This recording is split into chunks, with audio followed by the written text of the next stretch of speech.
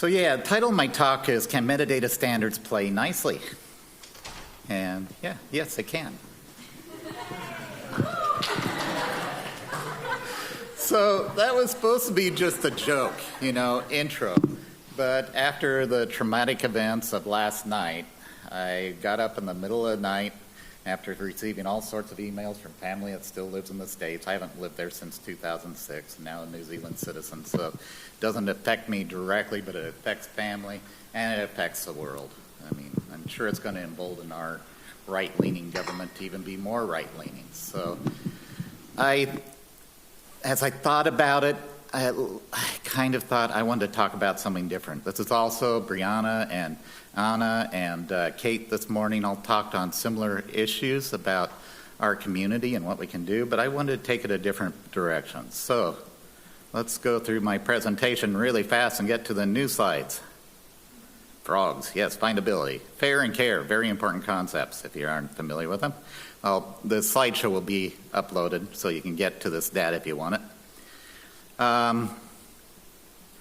And playing nicely. And my money slide here that shows how they do all work together, and you can choose the STAC out through, connect it with an ISO record to give the big picture for a project, and export it through OGC API records to DCAT, which takes Dublin core stuff, and that's a very typical way to get it out to CCAN national level catalog.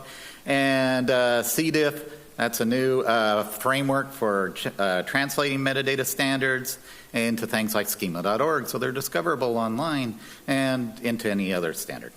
So, get out of this. Oh, I wanted to touch on this. There is a code sprint. If anyone's in Sydney or wants to attend online, look up the OGC metadata code sprint. We could use some coders and anyone who's interested in the topic actually to be involved. There's, as I said, options online and in person. And if you're in person, there's catered lunch and all provided by Surround. And yeah, importance of infrastructure, and metadata is infrastructure. The slide's about buildings being undermined when they got interested in doing something cool in the basement, but they didn't maintain the foundations under it, and the buildings fall over. Two real world examples in cities I lived in there. And once again, closing with fair there. But so take a minute and breathe.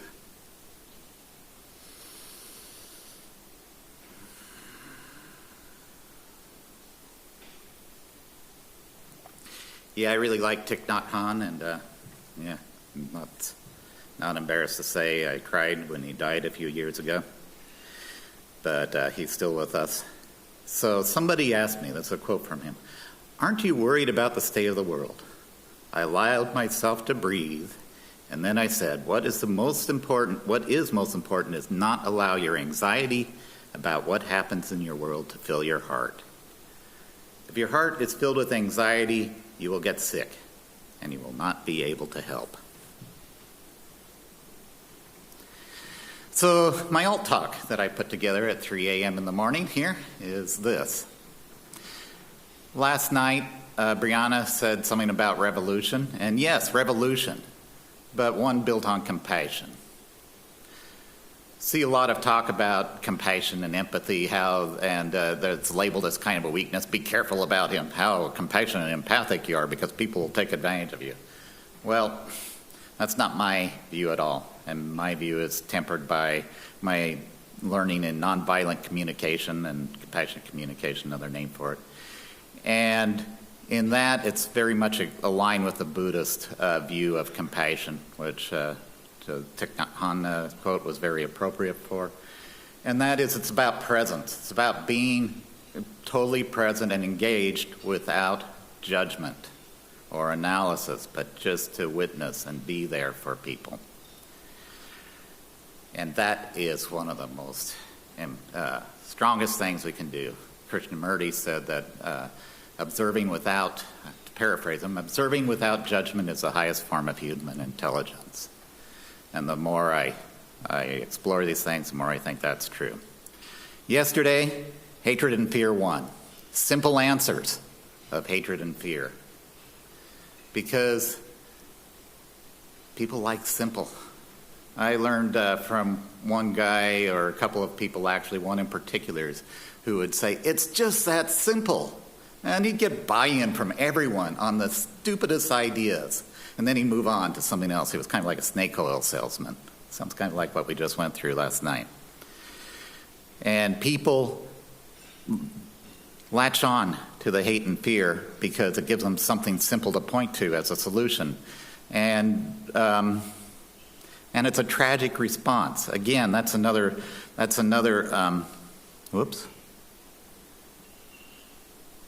another concept from NVC is this idea of a tragic response. We wish I had turned off my sleep. Everything we do is to meet some unmet need.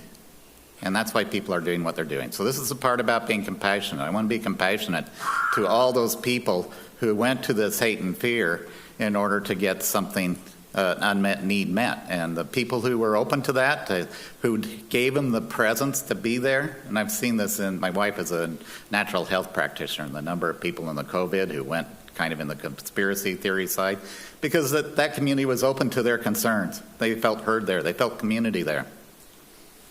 We provide answers, generally. I know what you need, and we jump to answers so the people don't feel heard. And what are the fears? There's fears that have come out of our own industry. I had a colleague in Boise, Idaho, when I was working in the assessor's office there, and I'm sure a lot of you in GIS have this experience. People ask you, what do you do for a living? And they have no idea what GIS is. And what do you say? It's really hard to explain. His answer, jokingly in the 90s, but now it doesn't seem like such a joke in some ways, was, have you ever heard of Big Brother? That's me. So we live in a world of mass surveillance.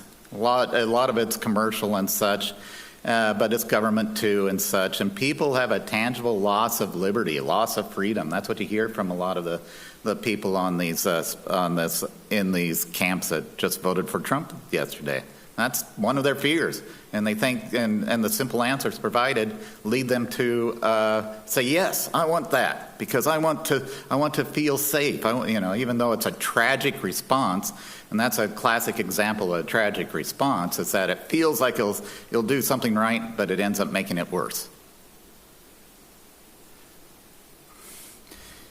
And we're living in a world where truth is impossible to assess. Particularly getting worse with machine learning and AI type stuff that makes up articles and hallucinates research papers, that sort of thing. It creates false science, and you can just make up whatever you want, and it's kind of tears things apart there, at least in a world where truth is. And we're more lonely than ever, too. This is the other thing that pulls people in. I saw that very vividly with this alternative health community around Nelson, is that these people got excited because they had community. They were talking about the occupation of Parliament in Wellington in the sense of, it's just such a great community. That's what was attracted to them, because we're in a really bad time that way. I saw a study recently that was talking about 20 years olds that, in the 20s, that they were considered having lots of friends if they had 7 or more friends, close friends, that they could talk to about pretty much anything. When I was 20, you'd be a real loner if you only had 7. So it just really blows me away. And then when you get older, it drops off very rapidly. People like me, old men like me, yeah, that's a real problem. So I work with that, joining men's groups where we really do connect. It's really helpful, but it is a real problem. And that's what these people are facing. Instead of turning, and I'm a perfect demographic, right, to turn to Trump. A boomer, male, 60-some years old, from a conservative state. You can't get much more conservative than Idaho. That was kind of weird to grow up with. But yeah, I don't want to go down that path. But I do see all these issues that people face, and that they do it. So to tie it back into us, what's our mea culpa here? How have we contributed to this? Certainly we see all this satellite imagery and such, and know we can collect all these massive amounts of data but they're data about people. Location data is inherently invasive. So when Dan made that quip about being Big Brother, he wasn't entirely off. The tools are 100 times more powerful today. This was even before cell phones, where anything can be captured and strung together and put together. So, wake it up and I put it away. So, yeah, what is it? What do we do? And AI, another problem there is that embracing AI, there's huge issues with making sure AI is reliable. Cory Doctorow, if you're familiar with him, he's one of my favorite tech writers, had an article talking about human in the middle, right, to solve the problems. A study recently came out that was showing how fallible that is. And to me, the best analogy of how fallible it is, take the idea of a driverless car. Well, the driver can take over whenever an emergency happens. Can you imagine that? Here you're driving, reading a book or something, and all of a sudden something's happening. You have to assess everything, and you have to jump in, and it's like, that's too late. It just doesn't work. That's a simple example. There's a lot more in the study that talks about why the human in the loop does not actually solve the problem. May sometimes even make it worse because we give deference to the machine answer. As professionals, we'll consider that first and try to figure out how it came to that answer and all this slowness and say, maybe it's right and I'm wrong. That doubt. One of the taglines I have in my signature is, the whole problem with the world is that fools are full of so much certainty, while wise men are so full of doubt. That's kind of that simple answer problem.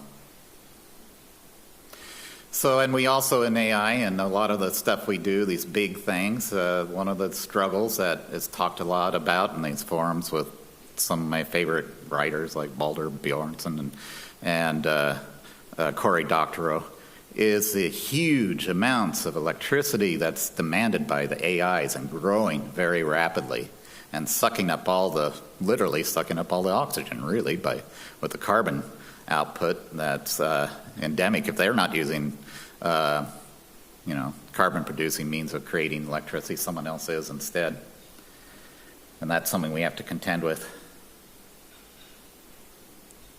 So, yeah, what is our role in this? How are we contributing negatively or positively to this? And that's something that I guess I'd like to open up about.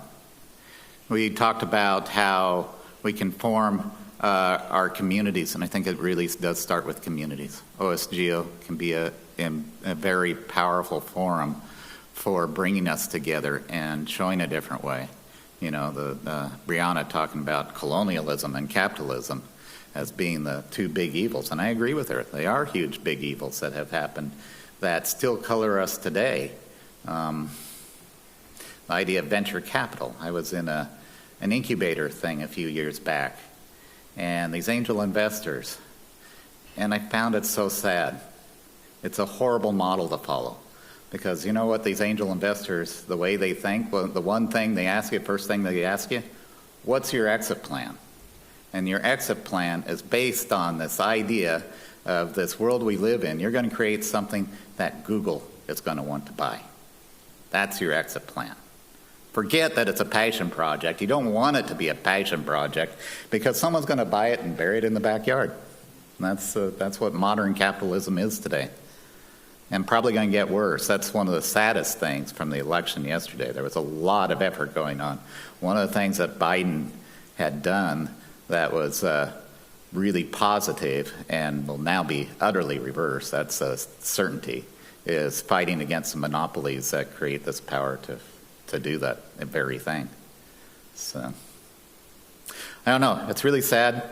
One of the things in NVC is talking about mourning, that we've got to mourn things, and that's the first step. So, yeah, I'm going to mourn that the Federal Trade Commission is no longer going after these monopolies that are doing these things. But we've got something here, The open source community has principles and such that are just very, very powerful. The 4 freedoms of open source and such, and the FAIR principles, findable, accessible, interoperable, and reusable. Those sorts of things are really key to who we are and what we do. And they can carry us forward, you know, and I'm exploring things. I mentioned sociocracy, S3. That's a really powerful alternative way of doing consent-based decision-making that really works, and it's starting to catch on in a lot of places. The OGC uses a consent-based decision-making thing. Nothing passes unless there's unanimous consent. Doesn't mean consensus exactly. It's just that, the phrasing is, does anyone object to unanimous consent? Hearing none, motion passes. So it's not like you have to say, this is really good. What you'd get to in that is, this is good enough for now and safe enough to try, and we'll revisit it sometime in the future. So it's these sorts of things can provide a model that fits very well with a loosely structured open community, like the OGC is. You know, no one has a top-down authority there. No one has a top-down authority over any open source project either, except for a few where there might be a benevolent dictator for life. And yeah, kind of looking at Tim Berners-Lee there on his DRM decision many, many years ago that split the community so bad. But we do have something. And one of the things, and maybe this is a good place to leave it before I open up, one of the things that I heard some years back was when things start collapsing around us and you have to come up with new ideas. Where do those new ideas come from? They come from the things that are laying around that are still kind of working. And so our ideas on how we work, how we promote what we're doing, how we work together, how we build our software, how we do everything, you know, can help inform better ways of doing things. So we don't have to give up our passion project that's serving many, many people, like, you know, something like SSL, that is security for the web, was an open source project. And it fell over because it was maintained by one guy in his basement, just like that XKCD cartoon, and finally got some help. I still struggle to keep that help coming in, financially and otherwise, but yeah, it falls apart without that. Just like showing that building, the buildings collapsing into their basements because people forgot about the foundations. We can provide that foundation as a community, and I'd like to encourage that. So I think I'll close there for my 3 a.m. musings and getting it down and hijacking my own presentation. I thank you for your time.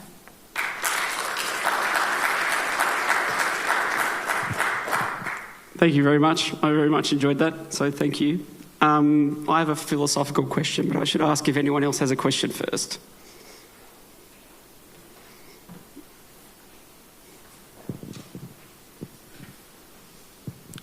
I got a comment, I guess. I've been working in spatial for 20 years, and I went to my first open source conference in Minnesota in like 2005, so I've been doing this for a while.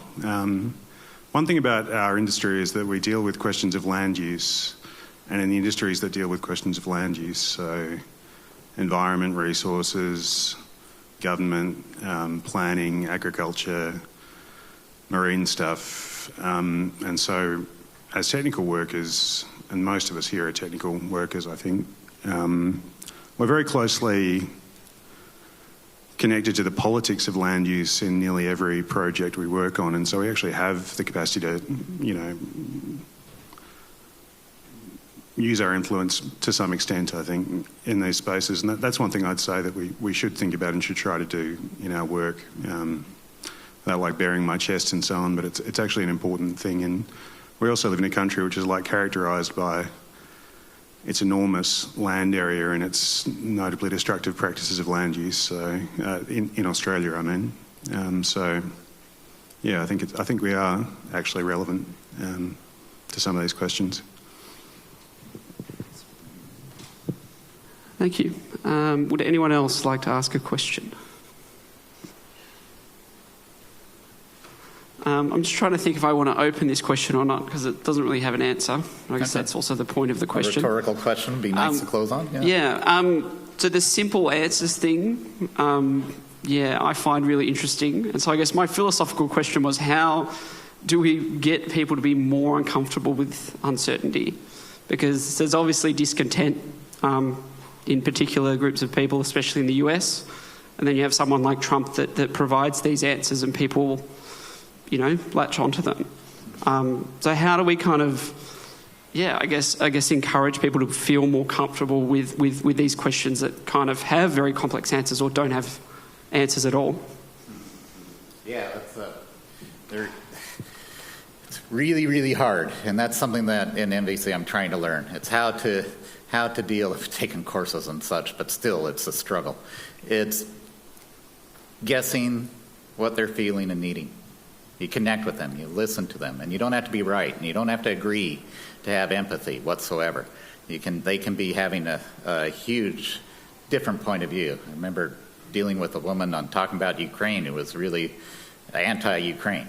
She was from Romania on one of these, and that was one of my most successful, being able to listen to her and hear what her needs and concerns were really about behind it. And it's really great. This is what presence is about. And you end up at a point, what's the most wonderful is it's almost tangible when you actually connect with people. There'll be a softening there. It can be your crazy uncle who's always rude or anything, but if you keep on, are you feeling this? Are you needing that? It's just guesses. And you can be wrong. That'll lead them to give you the right answer. And at some point, they'll soften. Yes, that's exactly what I mean. Marshall Rosenberg would stop wars you with that technique in Africa and such, the guy who founded NBC. And it's really, really powerful thing. Presence and empathy is not a weakness, it's a strength. Oh, we have one question. I think we have time.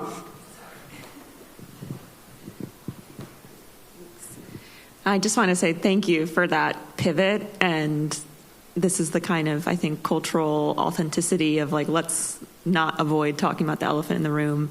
And some of your wisdom you just shared, ironically, can play into our industry, I think, really well, especially when it comes to standards, because actually it ends up being a really divisive community.